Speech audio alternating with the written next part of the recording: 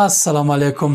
په دنیا کې یو شی دی که انسان ترې مثبته ګټه واخلي، ښه یې وکاروي، له غلامه پاچا جوړوي.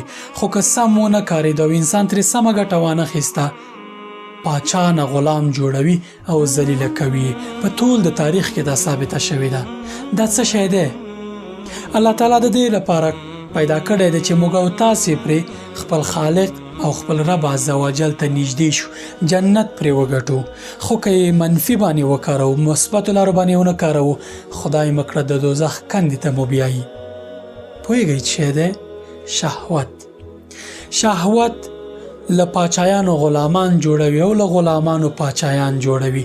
که غواړئ ښه بیلګه یې ومومئ، ښه بیلګه یې مطالعه کړئ، د یوسف علیه السلام او د زلیخا کیسه وګورئ. یوسف علیه السلام غلام و، د دربار خدمتګارو، ماشوم و. شهوت یې کنټرول کړ، د مصر په عزیز باندې بدل شو. خو ځینې داسې انسانان به تاسې ټول د تاریخ کې لیدلي، پاچایان دي، خو کله چې د شهوت په معامله کې بدنام شي، غلامان ترې جوړ شي. داسې انسانان دي چې خپله ټوله شتمني او خپل ټول امکانات یې د دغه شهوت او شهوت ته د تابع کېدو لپاره له لاسه ورکړي دي. الله پاک د شهوت د کنټرول لپاره پاکې لارې پیدا کړي دي چې هغه نکاح ده.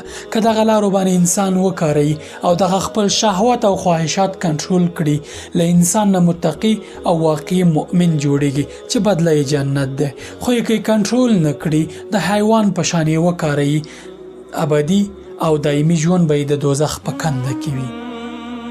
آیا د دې دنیا دا ټول خوندونه سره له دې چې څومره ډیر وي، په دې ارزي چې دې موقت د دنیا په بدل کې آخرت له لاسه ورکو، هغه چې دایمي ابدي له نعمتونو مالامال ژوند دی؟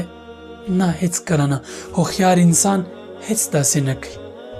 شهوت کنټرول کړئ، په شهوت باندې ځان غالب کړئ، شهوت په خپل لاس کې کنټرول کړئ.